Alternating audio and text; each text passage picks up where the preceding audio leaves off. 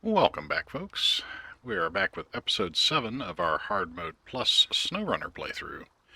And as you can see, we've still got the Chevy in its rather sad state. Fortunately, I did go back and watch the video, and this trailer we were going to take that Chevy over here to pick up. Where is it? Over here. This one has metal beams on it. So not going to do it. I also realized belatedly that I can select found trailers and see what the cargo is. See, I get a little slabs indicator there, get a little I-beam on that one. That one's obviously fuel. Slabs there. So that is going to be a handy trick I had completely forgotten about. But it does leave us in a bit of a pickle. Looks like we have the GMC staged up there. That's the Fleet Star. And that's the P16. Unfortunately, what we need is wood. We need 2 lumber, and we're going to need them, I believe, either side of this bridge. No, it's got to be this side, doesn't it? Ouch. That sucks. And I don't believe we can get lumber anywhere on this map. So, what we're going to do is we're going to try and wiggle the Fleet Star out of its current predicament. I think it'll make it across the water crossing. We'll probably go ahead and pull the Chevy out of its hole while we're in there. And get it working on these watchtowers here. And then it will probably go over to Island Lake. And have we opened up Island Lake? We have. Yeah, and this is the side of Island Lake we need to work our scouting anyways, because we've already done this side. So that'll work out nicely. But to start with, we're going to have to get the Fleet Star ungoofed here.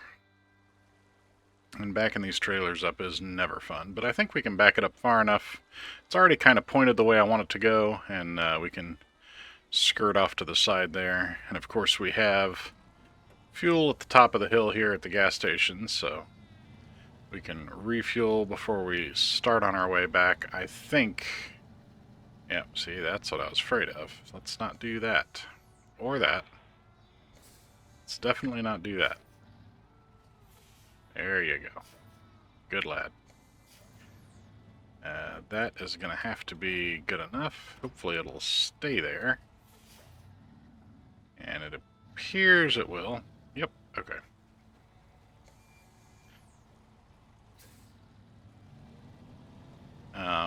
It appears we're going to have to go all the way back to Black River to get our lumber, which is unfortunate.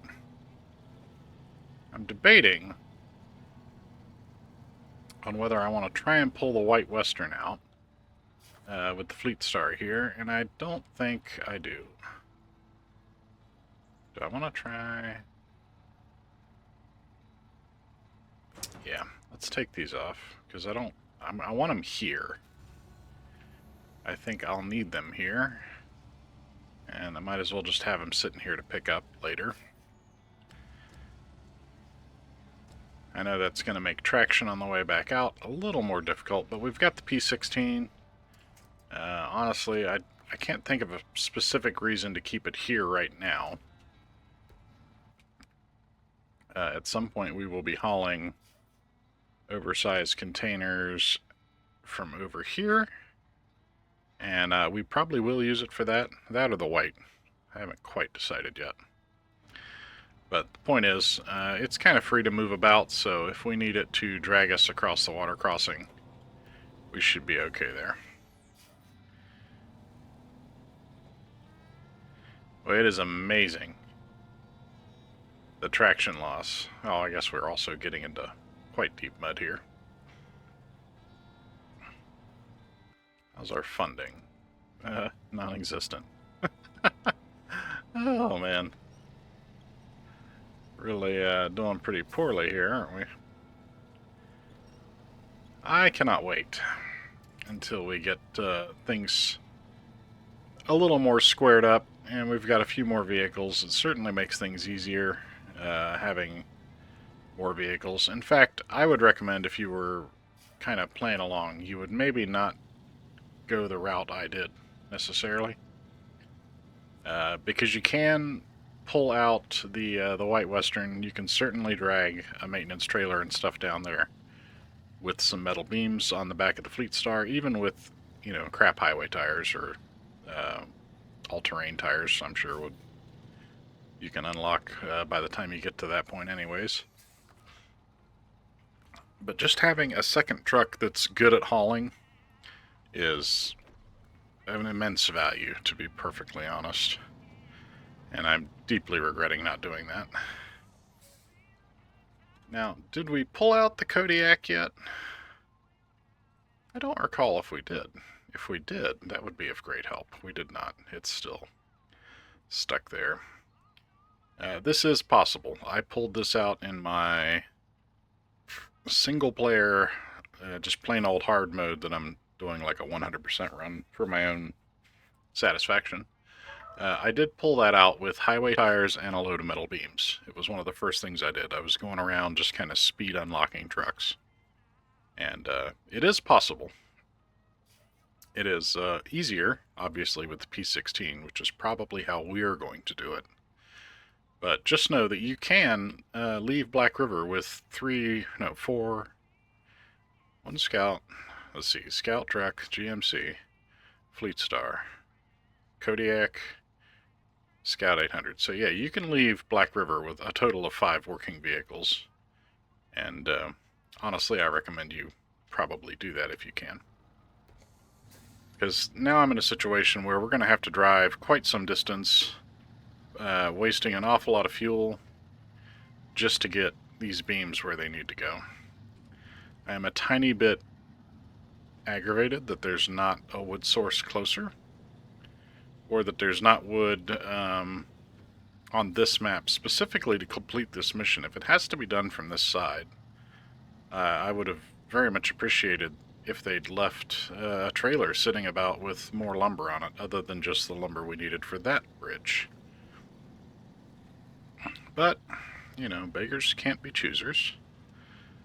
And we'll make it work. The game is about hauling and traveling, so I guess it'll work out just fine. So I think, so I'm planning on doing quite a bit of recording today if I can. I've got some downtime. And unfortunately, I am out of prepared episodes, so I do need to get a few stacked back up just so it's not all that stressful. So I think we're going to make the drive back without narration necessarily. There's plenty of ambience in the game to enjoy, and obviously if the need arises I can comment, but I've kind of given you guys the ballpark plan here, so let's just get to it.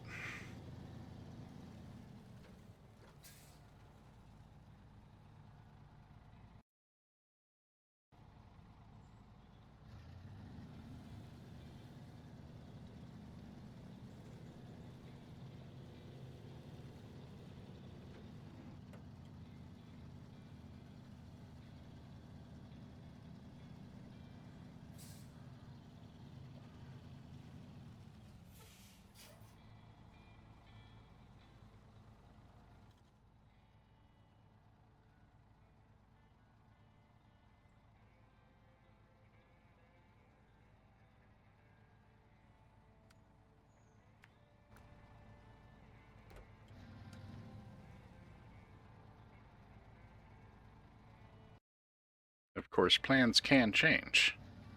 That's a log station, and there is a sideboard bed trailer over there. And I'm willing to bet there's lumber on it, and I've just missed it.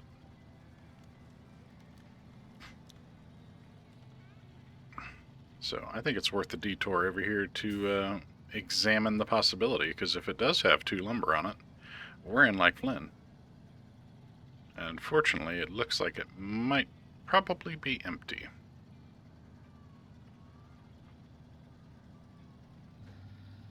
Yep, I think it is. That's unfortunate. Well, what can we get here? Because that's not a log loading station. Can we get lumber here? Have I just been doing this all sideways? Oh, no way. Okay, well, that simplifies things quite a bit. I'm not even mad about it. I do feel a little bit silly now. This is the danger, right? I haven't played through Drummond solo in a year or two. And my most recent time through the map, we were in multiplayer for it, so a lot of things I didn't do, and opening up Drummond was one of them. But I'm kind of okay with that. It's given me lots of variety, it's let me go play around with other trucks and get at least a feel for each map, but it's also left me pretty in the dark about a lot of things, which will make for a fun experience here. Because this will likely always be ahead of my single-player game. Unless I purposefully move it ahead to test something, but I don't see the need necessarily, because I could just as easily test that a number of other ways. But there's our lumber. Beautiful. Alright, well, let's get this over here, get this bridge set up. There's the log station. I completely bypassed this because I thought it was just good for picking up logs. Serves me right. I probably should check. I'm sure I can get medium logs there. I think it's long logs I can't get there. I'm pretty sure I have to get the long logs in Black River. Or maybe Island Lake. Maybe either or. Ouch. I'm not real keen on doing the log contracts right now, to be quite honest. Partially because I don't like hauling them in the fleet steer.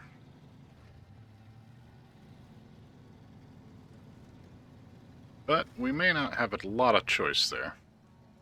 I mean, we obviously have the White Western available-ish. I mean, it's available to go get at our leisure. But that will be the last truck. No, it won't. We've got the International Transtar. It's, I believe, still drowned down in the lake, so we need to yank that out too.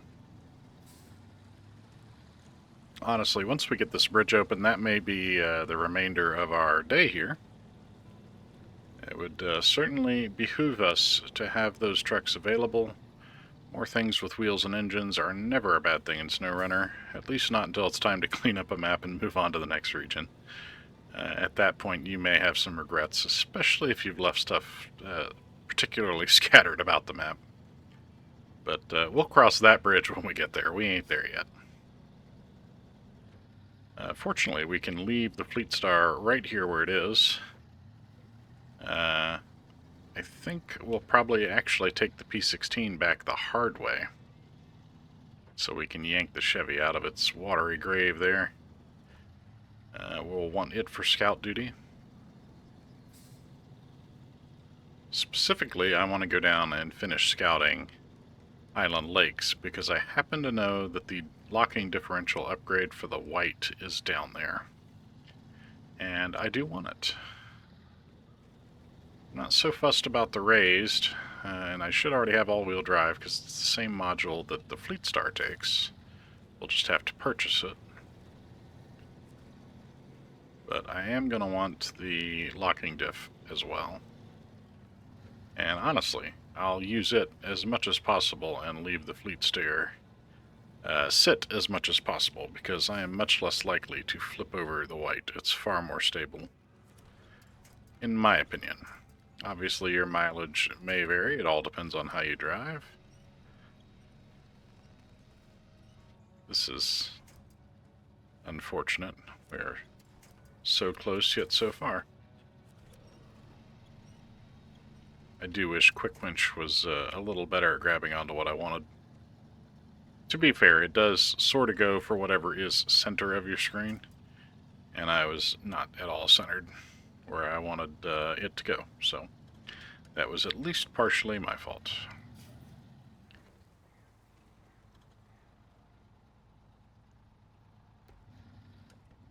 Is the drop-off zone further down? No, this is it. Why am I not? Oh, because the... I'm really annoyed when that happens. So obviously when we load it in, there's a logging contract up there. That's not what I'm doing. But ordinarily, there should be a little symbol here to reactivate the tracking on this task, because that's what we're doing. But it doesn't always seem to appear. See, now I get the cargo management. That's what I wanted.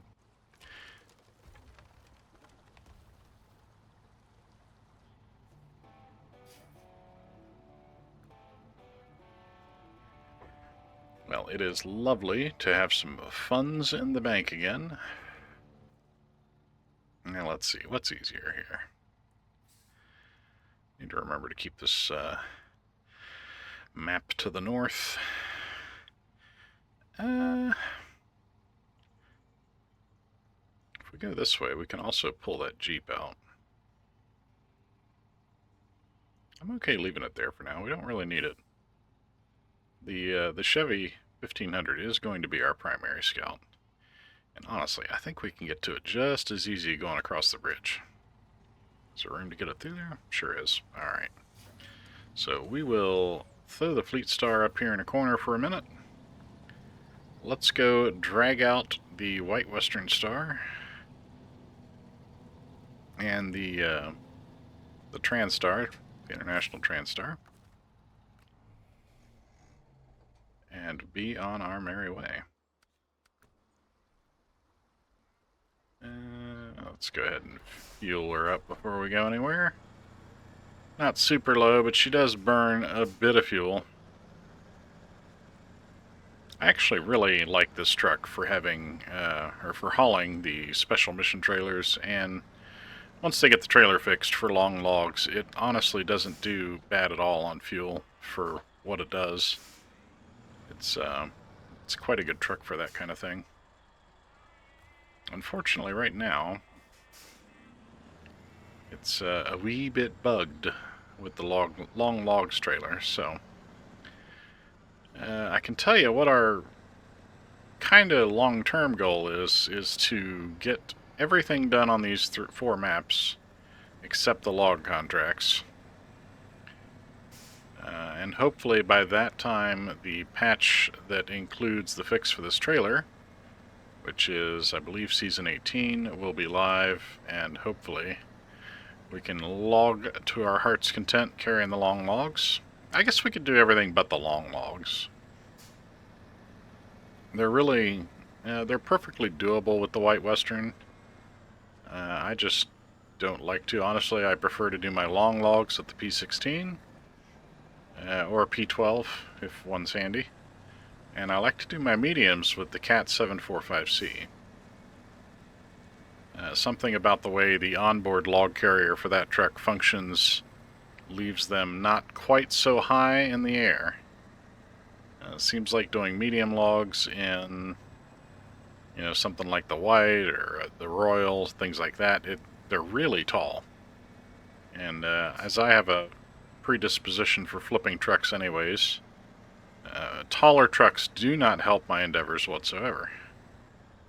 So I prefer to avoid it. We're going to have to tough it out this time. Certainly could go to Alaska and just grab the 745 and bring it back down here, but that's not really in the spirit of the way I'm trying to play this, so we're not going to do that. I have kind of decided, nobody's commented, but I've made the decision that we will be finishing a region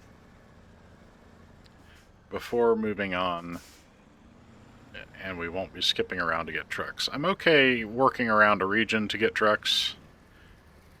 That kind of comes part and parcel with scouting and opening up the maps anyways. But, one, it's expensive to move regions. I'm going to have to pay to deploy a scout and possibly a medium truck. And then, you know, get everything repaired and then pay to redeploy those things in the region I'm working in. And that just doesn't make a great deal of sense to me. If you're playing where money isn't really an object, that's not such a big deal, but it's not quite how we're cutting it here.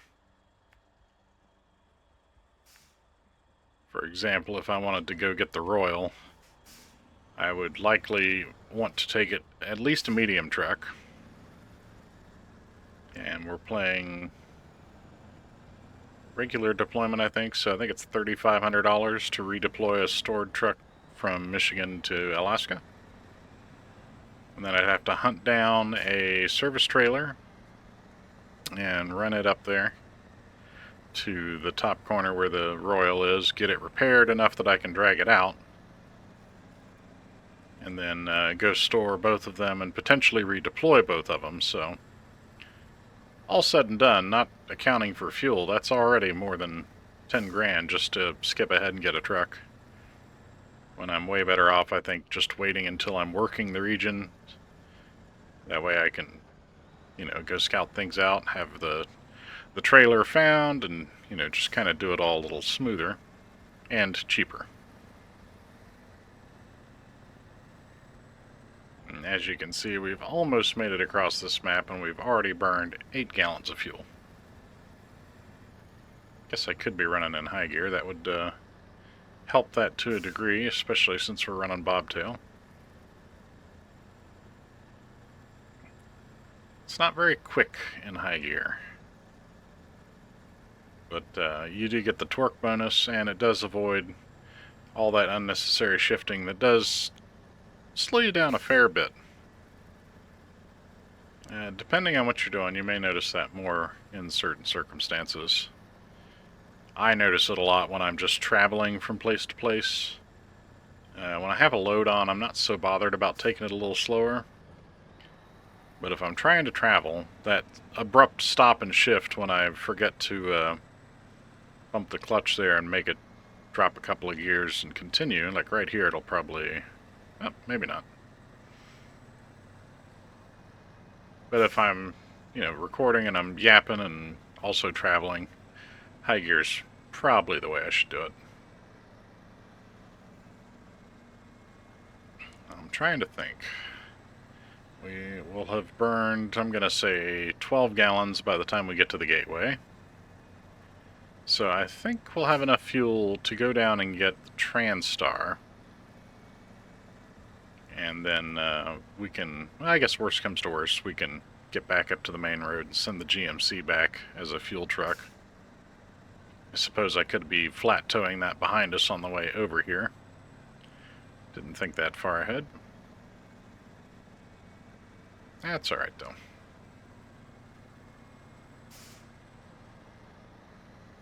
And I think I might have been off by about a gallon here, we'll see. Maybe not. We'll make it on 68.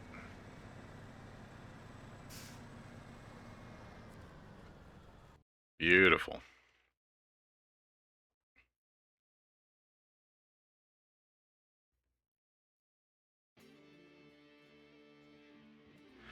Welcome back to Smithville Dam. Alright, let's do some path plotting here. I don't really want to take that path, but I guess we could.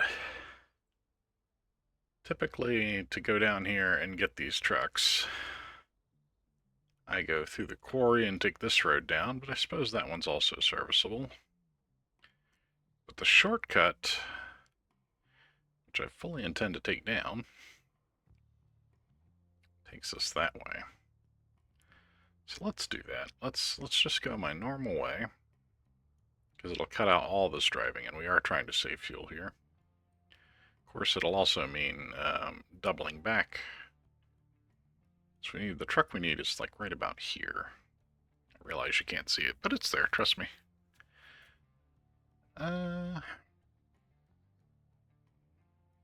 Shortcut here. This is not a straight stretch.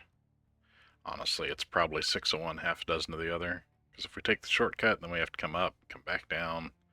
And once we get down this hill, it's a bog crawl.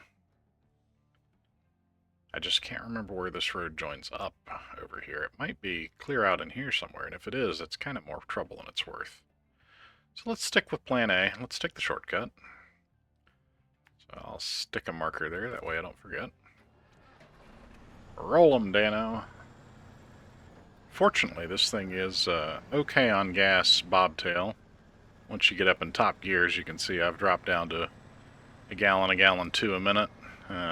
Granted, we're not really pulling load uphill right now. Once we start traveling on a grade, it will go up a bit.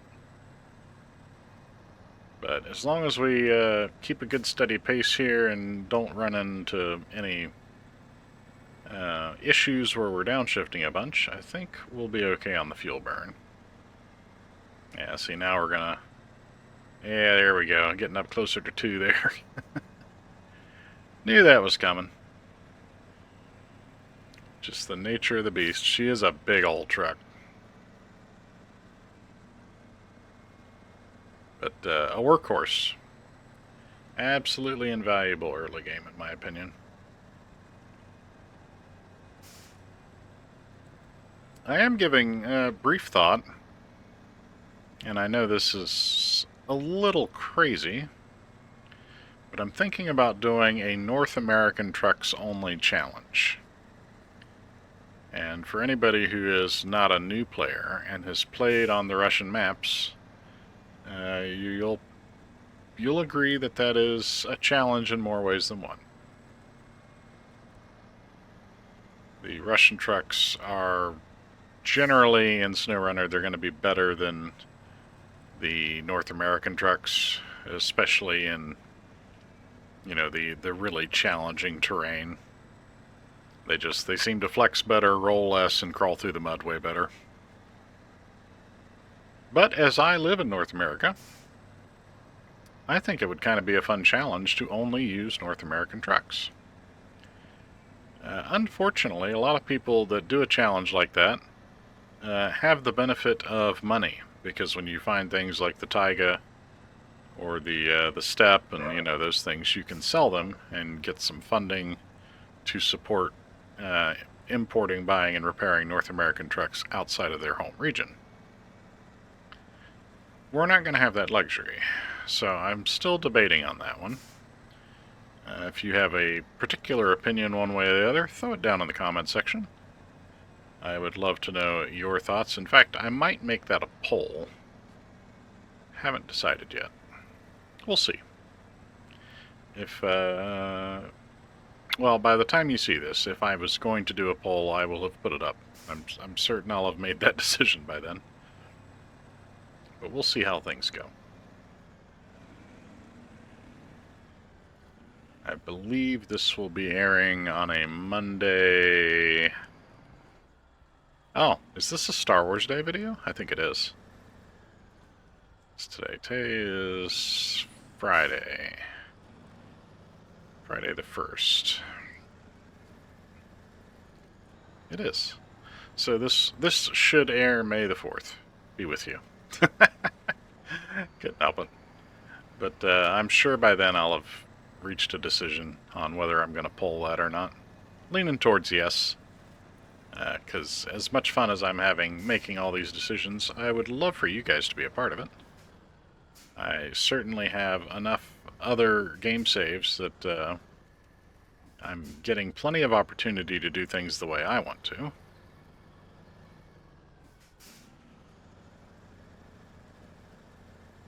That tree was a tight squeeze. One thing you do want to watch the P16. It's not overly difficult to get trees wedged right there in that gap between the deck plate and the rear fender, right there in front of the tandems.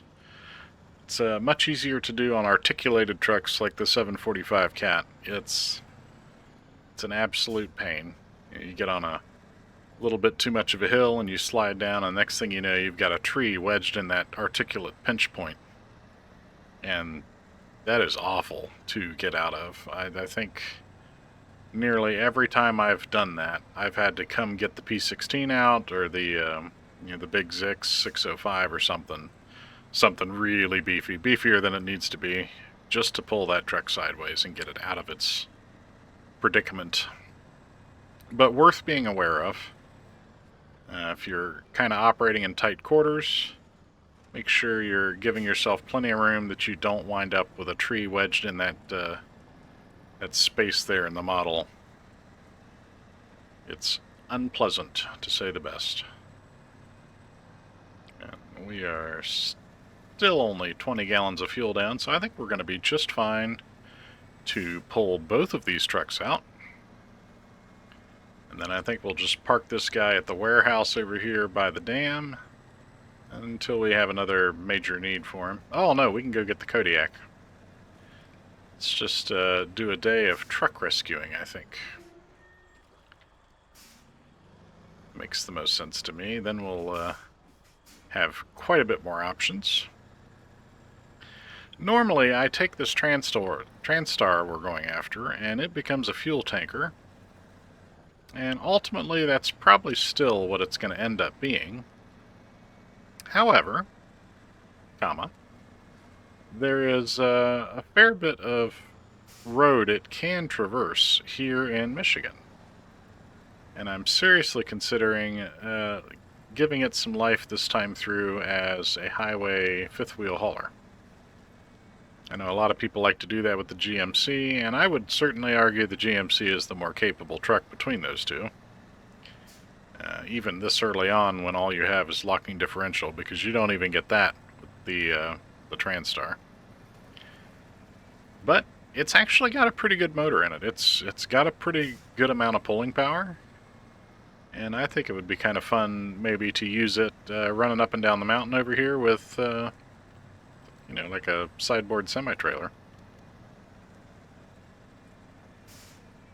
And there she blows right back in there. And since we're in this monster of a truck, we're just going to drive over there. You can do this otherwise. I have done this in the Fleet Star with the highway tires, or possibly the all-terrain tires, whatever the next step up is. But it is possible to load some beams on it. You'll want to back it in and stick to the island, obviously. You don't want to cut through the water like I did. But you can absolutely come get this truck out before you've gotten the P16 up and rolling. And what we have to do with this is drag it... Can't remember. Oh no, this one we just get, I believe. Can I switch into it? Sure can, it's ours already. The white we have to drag up to the garage, but this one we're just going to drag out of the swamp because it's the only way it's ever going to make it out of here. But you can do it with Fleet Star. Obviously it's in pretty rough shape. That is a case of we're definitely going to spring for the garage repair fee. Because one, I can't stand how much damage the body has, and two, it will repair everything for a flat fee. Sometimes you have to kind of make a judgment call. You know, obviously if you're repairing a working truck that you've already had up and going, your best bet's going to be to go find a free service trailer sitting around the map somewhere and use that. Or more likely, drag it up somewhere a little more accessible and routinely use it. But for something this damaged, and it's pretty beat up, I can't recall. Yeah, we're right across the board, so what's it? So what are we looking like here? Zeros, literally zeros across the board. So we could repair this with a repair trailer, or with repair parts in a truck or something, but then, in all honesty, we're probably going to want to restock whatever that is, because we're going to have other things we need to repair. So for a case like this, where it's kaput, I think it's absolutely worth paying the garage repair fee. You know, there are other schools of thought, but even in hard mode, I think this is a case of it being worth it. The same thing for the white. It's going to be pretty beat up. Now, I'm going to yank the white out with the P16 here, which is very capable and will, other than being physically quite large, won't have a lot of trouble doing that task.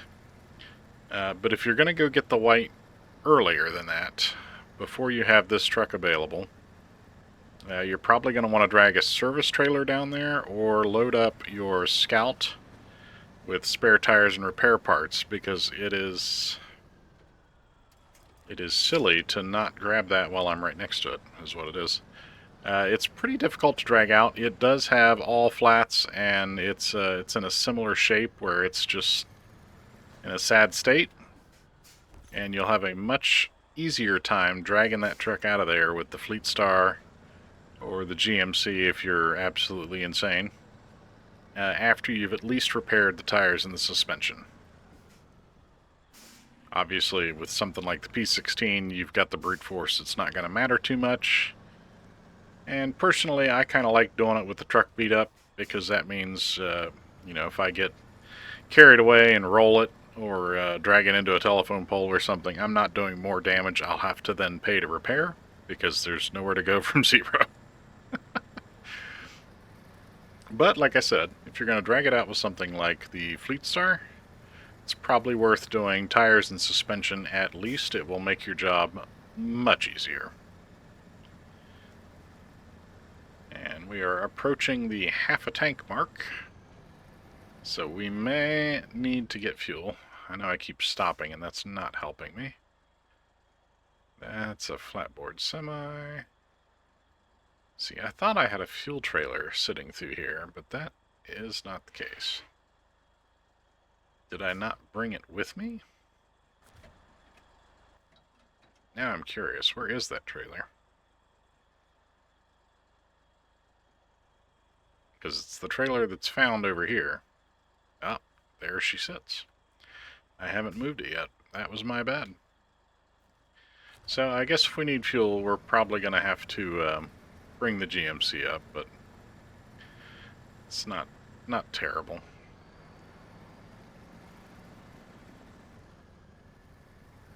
We may be able to get the white out. At least out up off the road. We don't have to drag it all the way to the garage with this thing. Any truck I've got running is perfectly capable of that. But we do have to get it up the hill, and you'll see what I mean when we get over there. In fact, we may ditch this thing and save the fuel of dragging it any further than we have to also. I mean, theoretically, that could be right here. I'm sure the Fleet Star could make its way down here and take it from here, but we're going to have to go up this hill anyways, so we might as well take it with us. Not going to save a ton of fuel. Well, we are burning a good bit, though, there. Woo!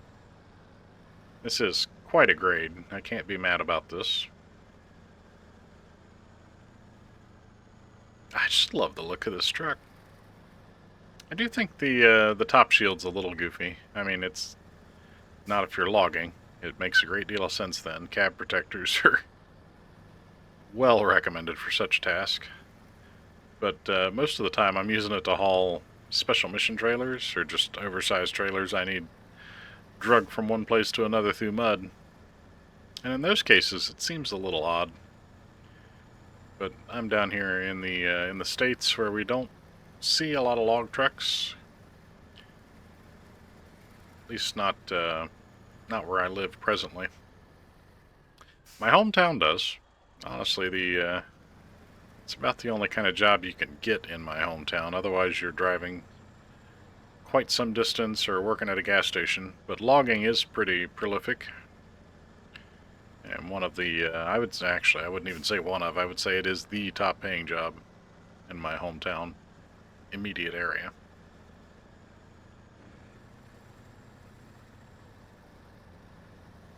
Obviously, we're running American trucks. I've never seen a Pacific truck.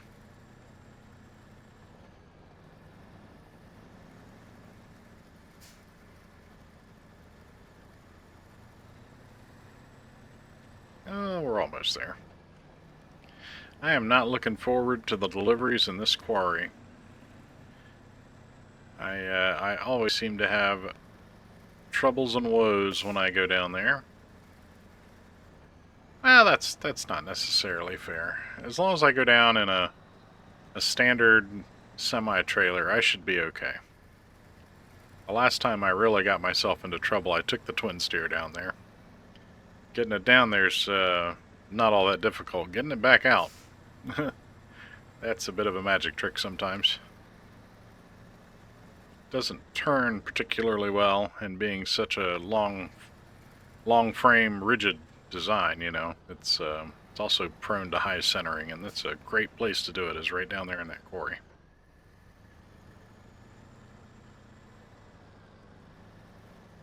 I do forget sometimes that the P16 is a little weak out of the box. It could use some more pulling power. It's got great traction. But honestly, it shouldn't be struggling to drag this up this hill.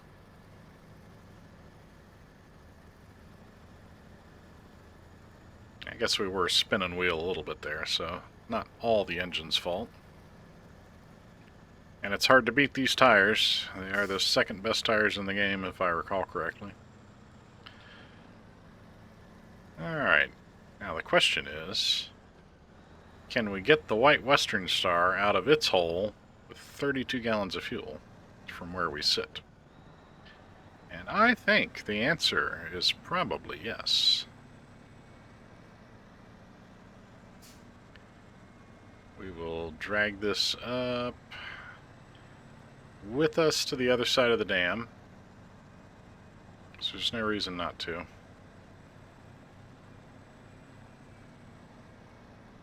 Actually, I need to consult my map. Yeah, theoretically... No, this doesn't connect. The road I'm thinking of connects off the top of this leg and comes up, because the white is right down in here. So we're going to have to come down this road, back across the outlet of the river there. I think we can manage on the fuel we have. Famous last words. What's life without a little risk, though? That said, if I run out of fuel down there, getting the GMC down there to refuel it is not going to be a particularly easy task. I will probably have to go down in the Chevy pickup and empty the entire roof rack into this thing just to give it enough to start and get moving again.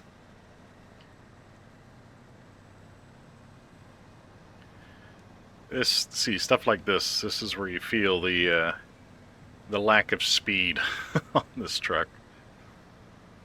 I will say it's not normally a big problem. Usually the things you're hauling with this truck, this is a great top speed. Those big mission trailers, you want plenty of time to be looking around and making sure you're not snagging on things. And if you're back in the woods logging, that's quite fast enough. You definitely don't want to be going fast enough that you run into an odd camber and tip or anything like that. So I think working speed, this is probably just fine. But when you get on an open stretch of road like that, it does feel kind of painful. Alright, 28 gallons. We're going to leave the Transtar right there. We're going to go for it. This is the road we need. This isn't quite the path we're going to take back up out of here, though. It's not too bad driving down. It's not bad at all on a Scout. But dragging the busted truck back up this way is not a pleasant experience. I think everybody does it once and then vows never to do it again. And I think that's probably the right way to go about it. Whew. And sometimes this camera, just being able to see where it is you're going, is problematic. We should be okay without a snorkel down here.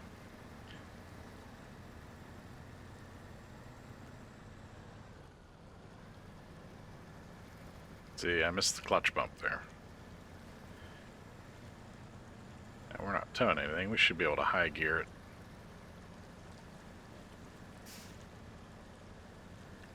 We are going to be cutting it mighty fine on the fuel, though.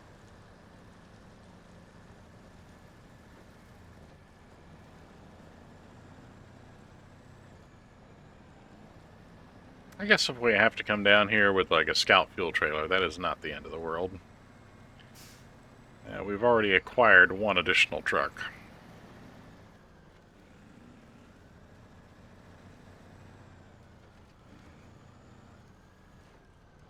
white is back up in these trees somewhere.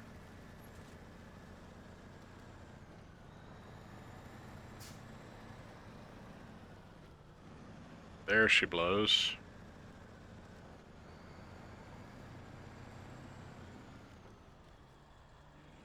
And this is actually a task. They're going to want us to deliver it up to the parking at the garage, and then it will be ours.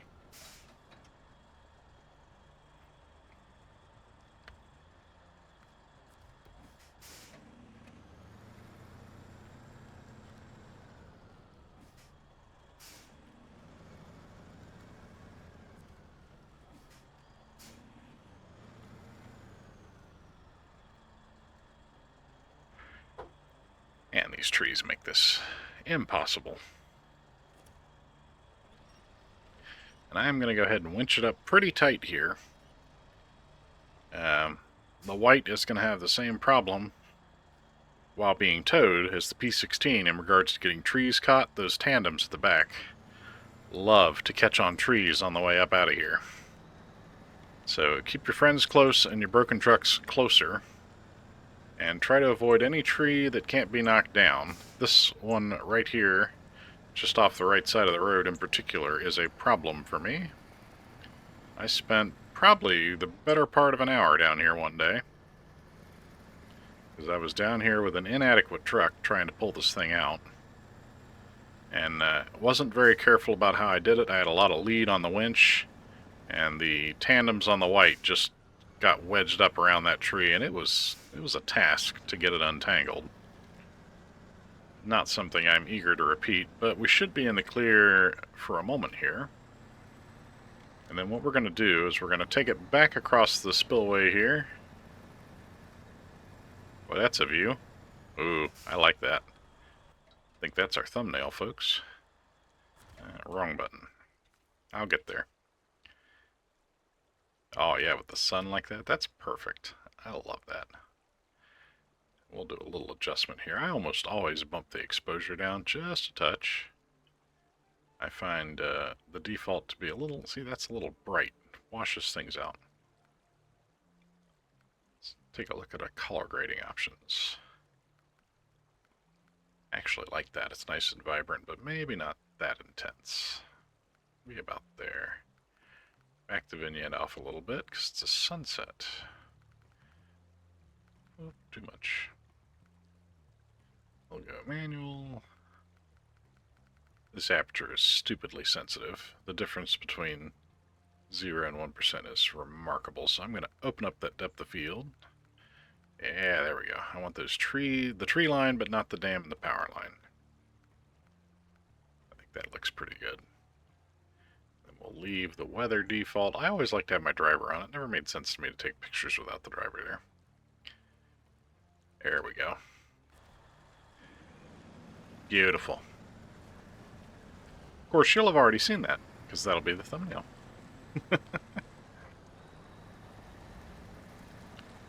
I do a fair bit of photography in real life. Now, you can go up that way, I've heard tell. I don't particularly want to try it. I've actually not tried this route I'm going to do in the Pacific P16 on 17 gallons of fuel. This sign is another bone of contention, by the way. You're going to want to swing wide and avoid that thing. And it's looking like we might still catch our tandems on it. So, let's see what we can do. That tree in front of me, we should be able to mow over, no problem. Yep, and we'll clear. Good.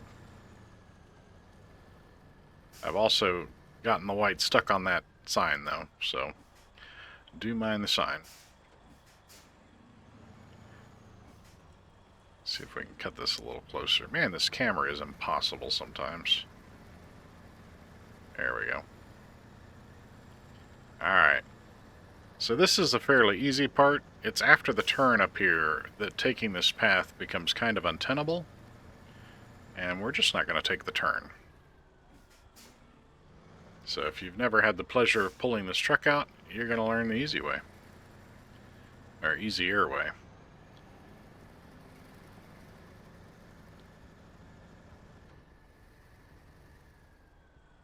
That is, if I can get it to pull up this hill and not run out of gas. Admittedly, this would have been easier if I'd fixed the suspension and tires on the white. But now you see why I say if you're going to do it with the Fleet Star, you definitely want to do that. Because this old girl's struggling. And we're hitting that.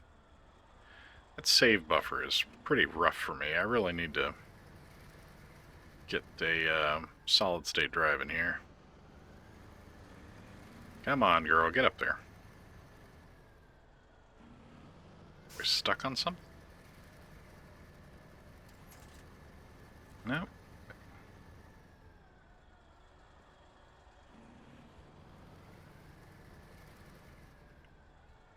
Are you telling me whatever that plant is, it's blocking me?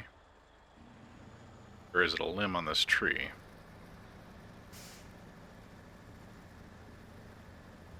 It was whatever that plant is. Get out of here. I don't know what this truck weighs off the top of my head, but it's many tons more than that tree branch. So, of course, the game wants you to go that way. Getting around this turn's not too bad, but navigating the next two are somewhat troublesome.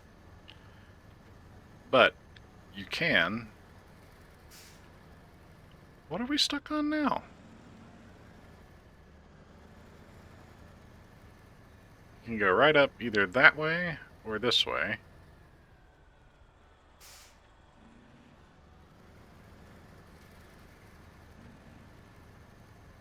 I am at a loss here. I'm not sure why.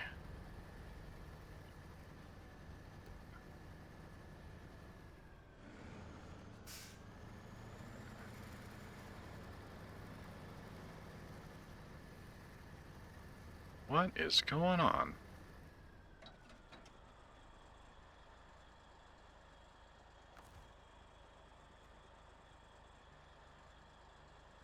That truck cannot be adding that much resistance to this truck. This thing is a monster.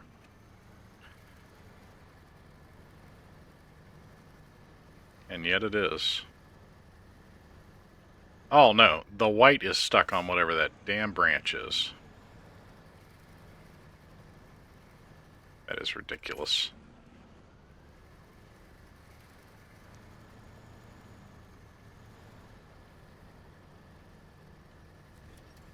Well, we're not going to get the white out of here right now with this thing, because we're about out of gas. That root, or whatever it's supposed to be,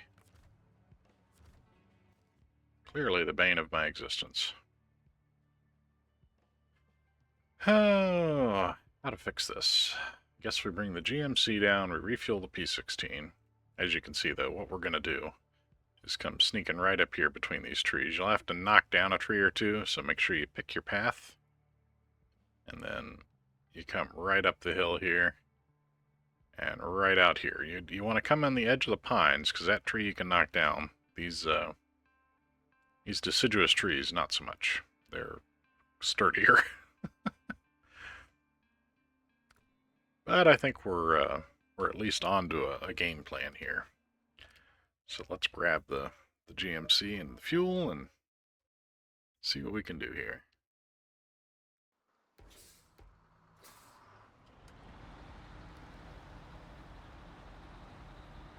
Oh, that mud pit's a nightmare, isn't it?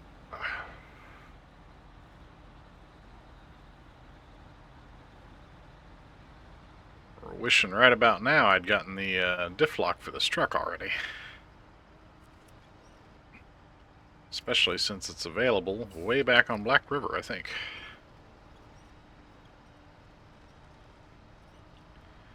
I certainly could possess it already. It's a not so conscious or intelligent choice not to be. There we go.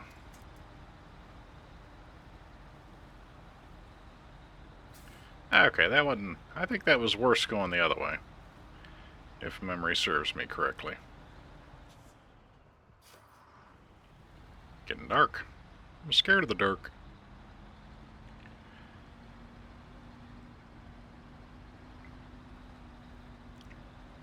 I will say, the dark in this game is, it's not terrible. A little more of a pain when you're hung up on something and trying to determine what, or trying to see how far down you are in deep mud when it's, you know, middle of the night, 3 a.m. pitch black. But the headlights, for the most part, do an excellent job. You can upgrade them to do a better job.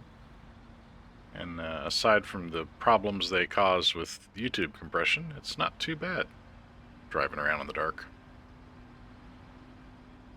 I don't see that it's been terrible. Now, I did adjust my gamma back down, so we'll see. Looks okay in OBS. I'm hoping it's not too dark for you guys when we get into proper nighttime here. But I did dial it back. We've been on a snow map for a minute in the multiplayer where I've been spending most of my time. And to be honest, you want the gamma set right when you're in the snow world. That's pretty brutal on your eyes otherwise. Especially with your headlights on. I almost prefer to drive like this on the snow maps. Because honestly, your little parking light, fog light, whatever they are, quite sufficient by the time they reflect off all the snow. And this is a bear. Definitely Type 2 fun we're having right now. There we go. Just get one tire over in the dirt and we'll manage. We should be fine from here on out. Well, maybe not. That looks pretty muddy. What was I thinking driving this thing up here in this condition? I don't even remember why. Oh, I wanted to see if I could deliver to the other side of the bridge, didn't I?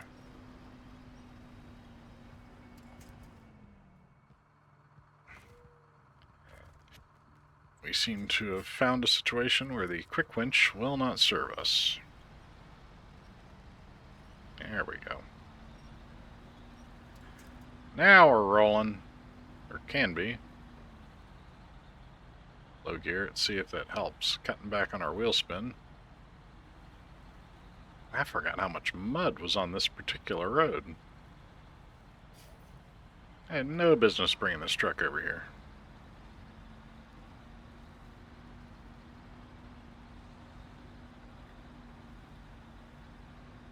Ah, sweet pavement. That makes my heart sing. I think I want to go to the left here, yeah? Yeah. Not too shabby. I actually feel, for the first time since like episode 1 or 2, like we've accomplished something today. Even though we really haven't. Well, no, we built that bridge. We did accomplish one thing. And we do have the Transtar up in a nice, easy position to finish that recovery up. And if I have anything to say about it, we'll have the White Western before we're done, too.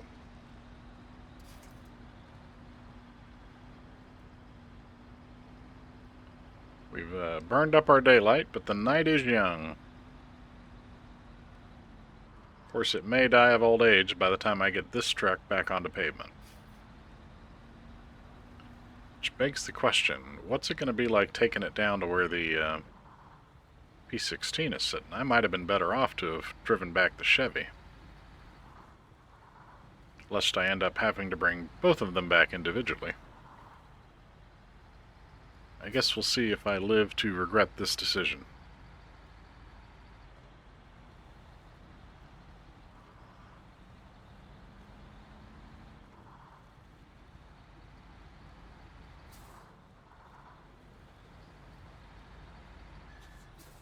Ooh, that was close.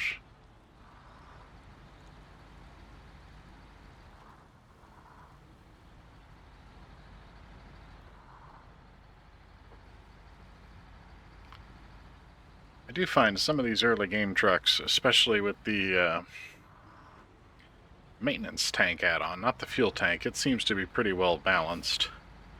But with the maintenance frame, they really do seem to be light in the nose, and they start understeering quite a bit.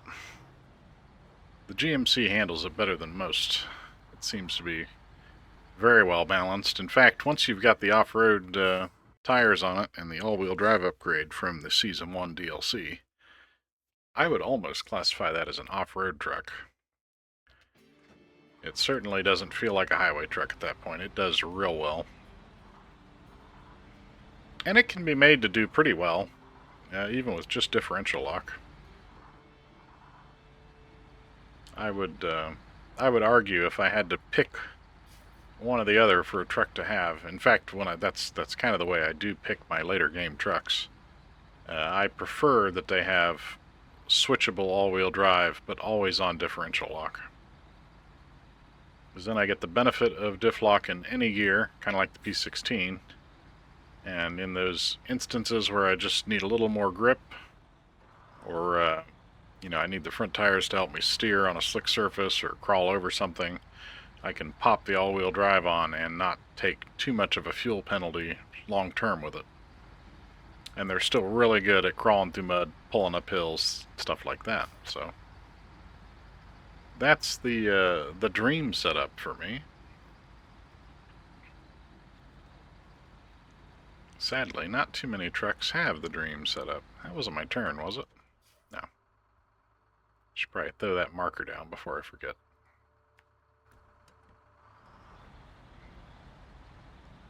But given all this highway driving, and obviously I don't think the Transtar will be able to take the shortcut, but this is a nice mountain drive, and it does really well on fuel, and it certainly has the pulling power. So I think using it for a fifth wheel truck, hauling materials up over the mountain, maybe leave a truck staged on the other end to take over. In fact, that's probably the way it'll work. We'll probably have the white down there where we're doing the bulk of our work, and the Fleet Star up here, or vice versa. And then the Transtar can run between the two. That way we can get work done on all the maps at the same time if we want, and use the more fuel efficient option, and also actually get some use out of that truck, because I barely use it at all. I slap a fuel tanker on it and it sits at the garage as a refuel point. Gets refilled, stuffed back in storage, popped out at the next map, rinse and repeat. That is the life of my International Transtar. So I think it would be kind of fun to change that. We'll see. See where we end up. Oh, don't flip, don't flip, don't flip. Don't flip, I said. Damn it. Oh, that was not ideal. Not even a little bit. That's going to be hard to flip. Topside downhill, that is never a good way to go. It's one thing to flip because you were going too fast, but flipping like that, that's going to be hard to set back up.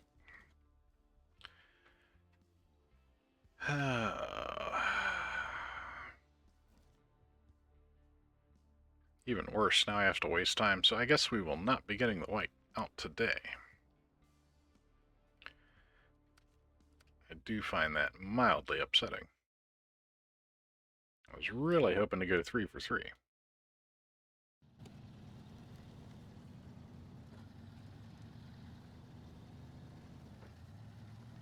Also, can we talk for a minute about how I didn't need beams or slabs at all for this bridge?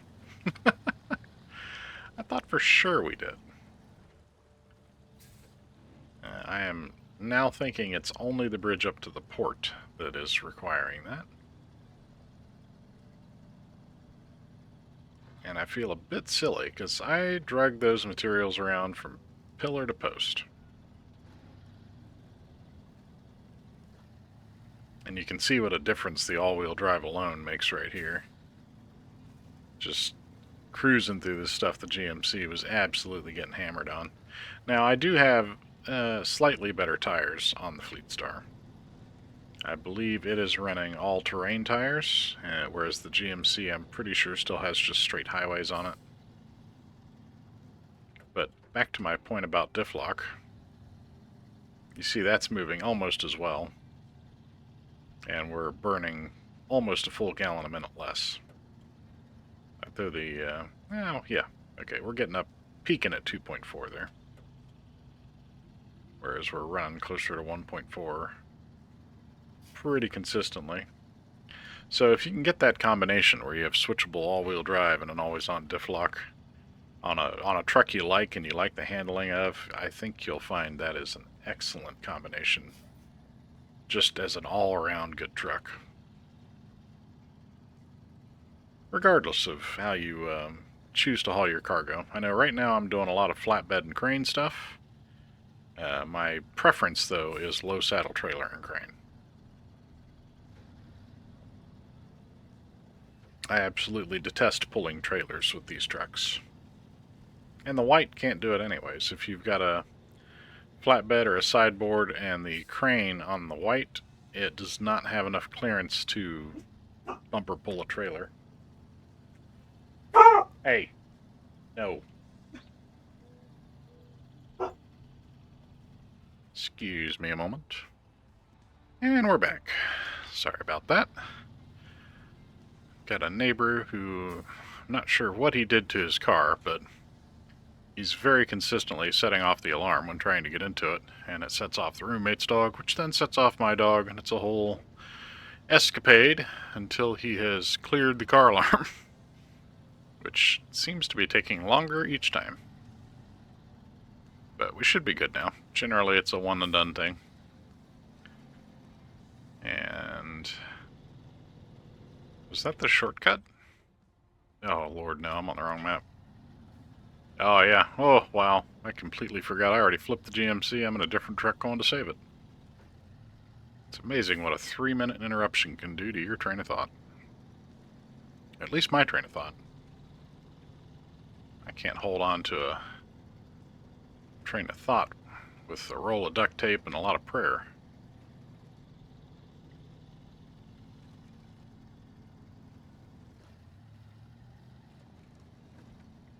Oh, don't you do that. Flipping this truck would indeed be a terrible way to go. I would then have to bring the Chevy up, hope I could flip it with the Chevy, and if not, go fuel the P16 and send it around to rescue all my working trucks. Wouldn't that be something?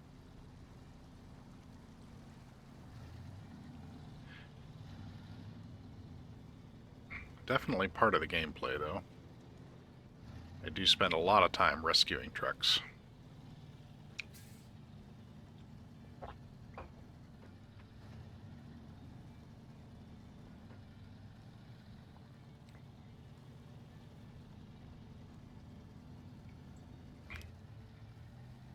Oof. Now that I am back to working on the overtime list, I have got to clone this hard drive over to a solid state drive. I am still running on magnetic hard disk drives. And it shows on this game specifically. I don't have trouble with Elite or pretty much anything else I play. I guess a tiny bit with Vintage Story. But for whatever reason, I don't know if this game is just saving a massive amount of data on each one of those save blocks. I wouldn't think so. Oh, that's going to be hard to miss. But for whatever reason, it just chugs. And I've watched the system resource monitor when it happens. It is all the right speed to the disk. Nothing else is capping out. That's definitely the bottleneck. I just can't imagine why. Seems like most of the game is, handled through a text configuration file as far as status and stuff like that goes. What state a truck's in, how much fuel it's got, what's attached to it, that kind of thing. I certainly wouldn't think it would be too much to handle on a hard disk drive, but I could be wrong.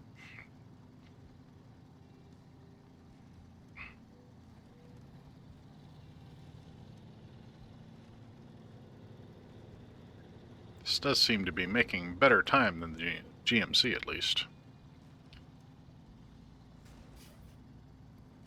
Although I am sacrificing just a bit.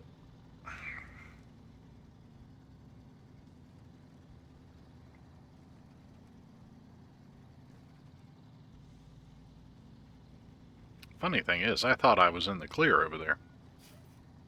We got the nose down over the hill, and usually if you've gotten yourself pointed downhill, you're more or less safe, but I think we just crossed the point of no return. And unfortunately, Quick Wrench did not grab a tree worth saving me on. Which, it does happen. You gotta be Johnny on the spot getting that camera in exactly the right spot. If you want to pull that trick. Probably a better way to have done that would have been to throw out a safety winch line. I just didn't think I needed it.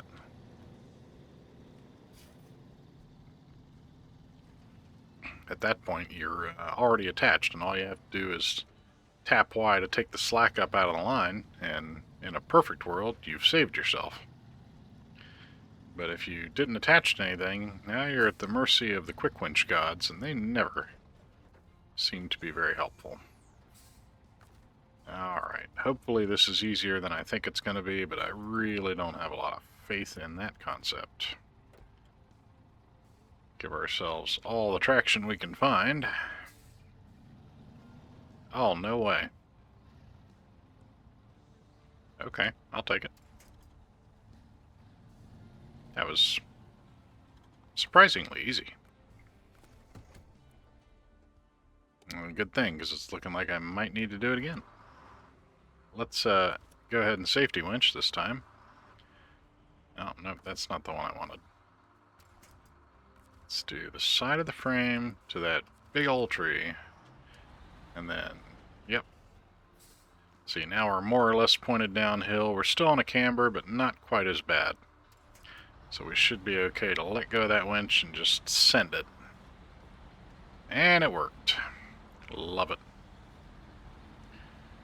Now here we've got another tight camber, so I'm going to do the same thing again. I come back to the middle of the frame on the side that I'm going to be up on. I'm just going to leave it attached. And if we need it, a quick tap of the Y tightens up the line. Go until it stops you, basically.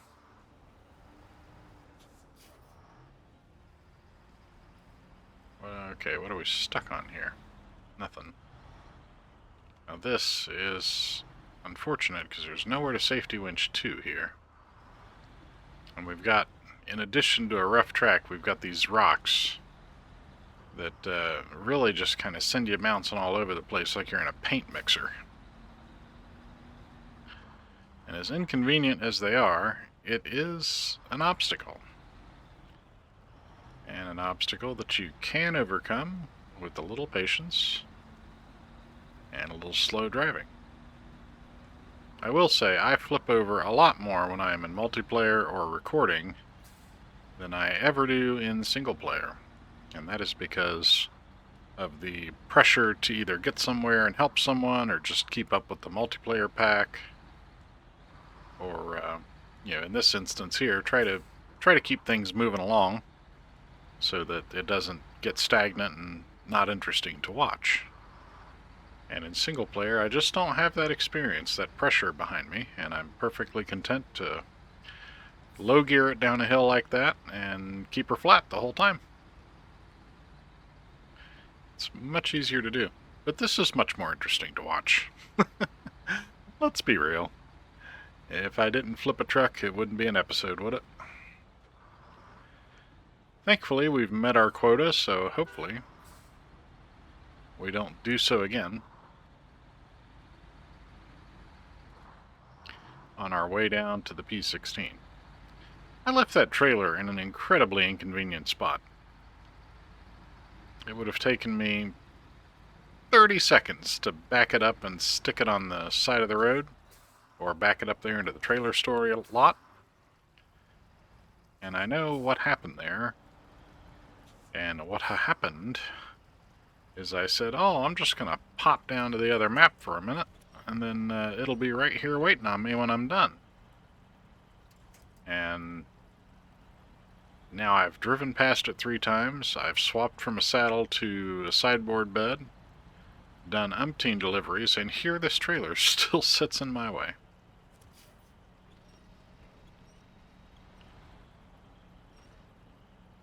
This is where all-wheel drive or diff lock would be greatly appreciated. Honestly, I think diff lock would have been fine to get me out of that mess. Alright. Looking at my clock, it says we got about 15 minutes left on this episode, a little less. I think we can still manage to get both the White Western Star and the Transtar back to the garage. We're not going to be able to afford to repair either one. We're going to need to rack up, I want to say, about $5,000. I think it's $2,500 a piece for those here in Michigan anyways. That's going to hurt a lot more once we're out of Michigan, though.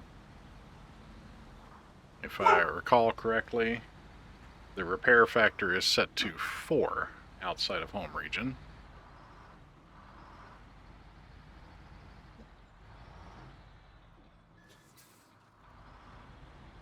So we'll see what the damage is. It's not going to be too bad on our own trucks, because I've gotten pretty good at not beating them up unnecessarily.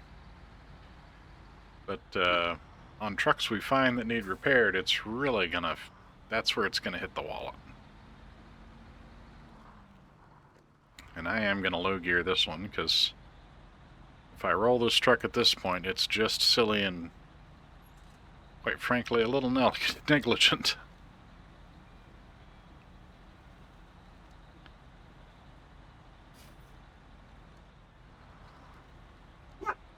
And getting it back up out of here is going to be a pain. Bella, my sweet dog, if you do not stop barking at nothing, we're going to have an argument.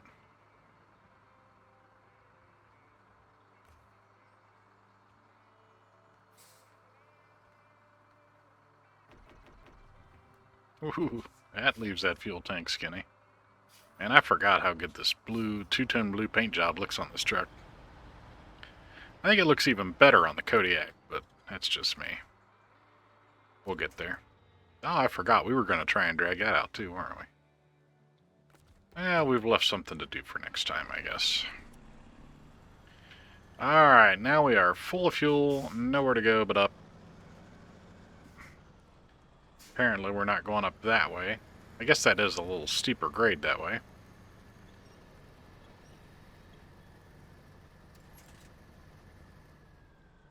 I want to know why all of a sudden the P16 doesn't want to pull this hill. Nope, not that truck. Not that tree. What is this, George of the Jungle?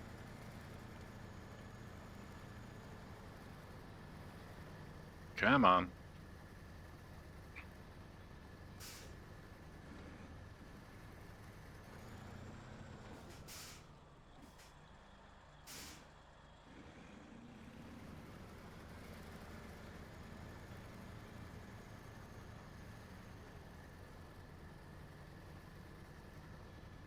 I really don't understand. I've done this a dozen times. I've never had this trouble.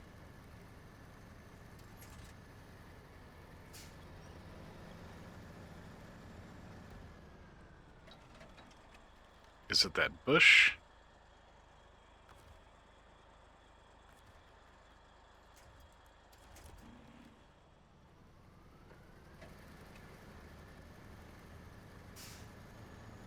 There we go. Now we're biting in a little.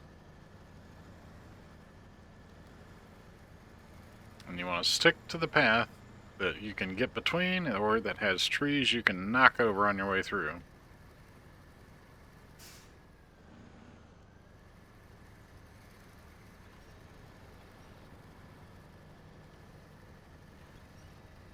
I think it is the white just getting stuck on stuff back there. That's hanging us up here. I do usually repair it first, but I really shouldn't have to. Like, this truck should certainly be able to make its way up. Okay, fine. You want to do it the hard way? By God, we'll do it the hard way.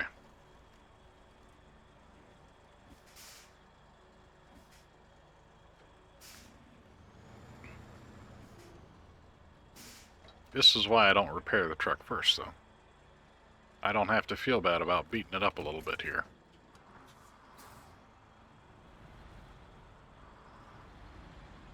This isn't sketchy at all.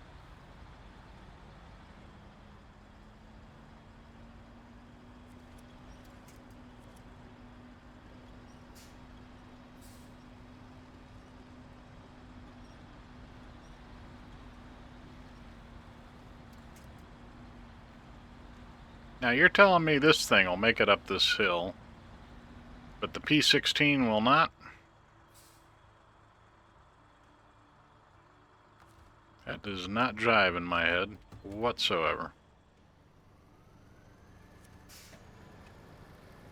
That's alright though, we'll just go the hard way.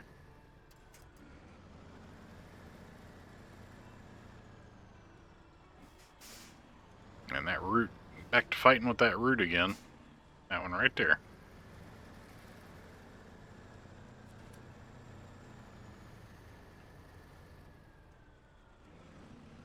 Come along, Jimmy. We're going home.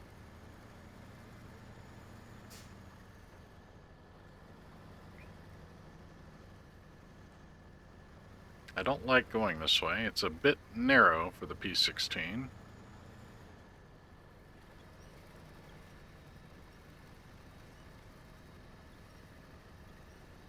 Okay, this one should 100% be pulling that truck up. It is the fact that I haven't repaired this truck. Oh no, we were caught. That's what I was talking about. You gotta watch those tandems. They love to find a tree and make misery.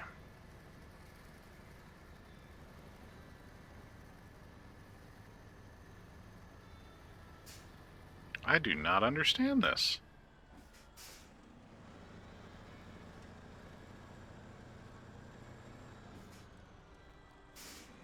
Has the world gone loony? There's that limb that was giving us so much trouble. It's finally made an appearance here.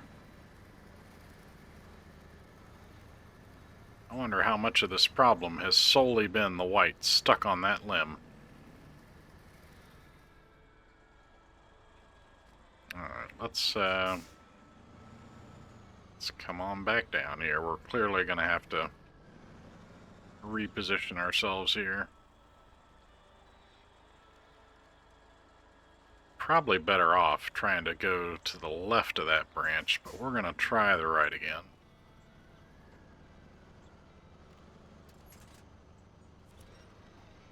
Or at least once we find traction again. Alright.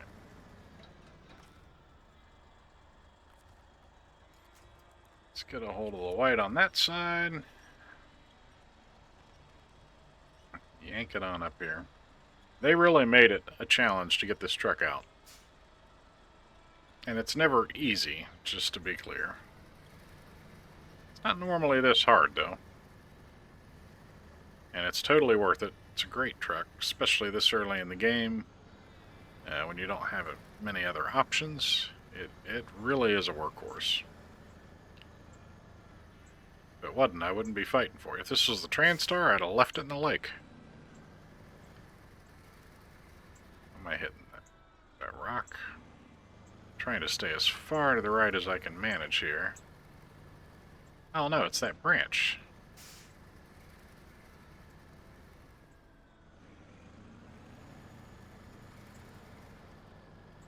My god, that thing is annoying. I don't know who put that in there. I don't know which development team member did it, but I'd like to beat him.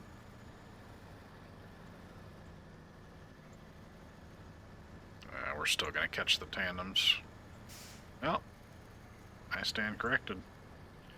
Alright, we're going to... When in doubt, set your parking brake and give it a think. I really don't want to go up that way. I really want to go this way.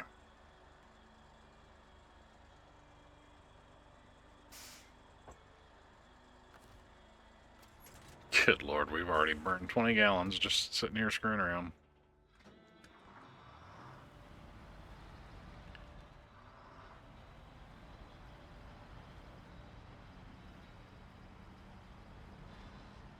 And yes, I realize that this is an exceedingly poor decision. I do understand that. Unfortunately, I've put this truck in my way in such a fashion as I'm going to have to do something stupid with it to get it out of my way. And safety winch for the win.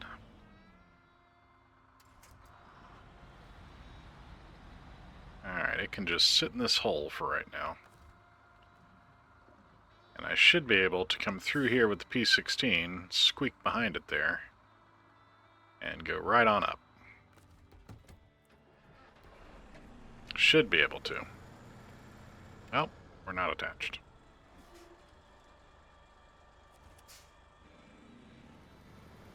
For God's sakes, don't fall back into that root. That thing is the bane of my existence. There we go. Yeah, I think that was the problem the first time, is the tandems on the white were stuck on that root. I'd like to do this a little faster, because we're not all-wheel drive. You kind of want to get the nose of the P16 over that gully lip there before you high center yourself on it. We seem to have done okay here. Oh, that's a problem. Don't do that.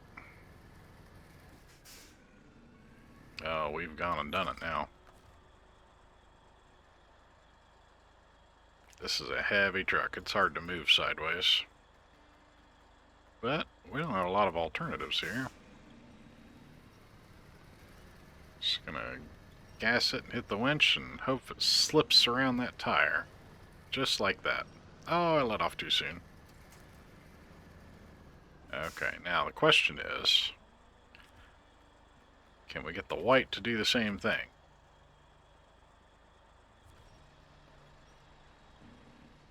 Try and give it as much room as we can here.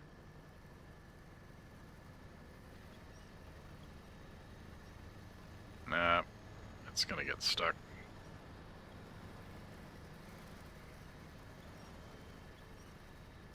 Just like that. Boy, I've made a mess in this hole. And unfortunately, we're out of time for today. So, that's the state we're going to have to leave affairs in. I think we'll be alright, though. I think I can unhook here, back up with the P16 up this hill, drag the tail around back in the middle, and be on our merry way. We'll have to come back and get the GMC, which itself is unfortunate. And I'm going to go ahead and refuel off this bad boy before I forget. Just as soon as I get everything squirreled around right there. So join us next time for more of this shenanigan-filled mediocre gameplay. If you enjoyed what you saw, make sure you hit the like button on the way out for me, and if you'd like to see more, hit that subscribe button. Until then, we'll catch you next time. Thanks for watching.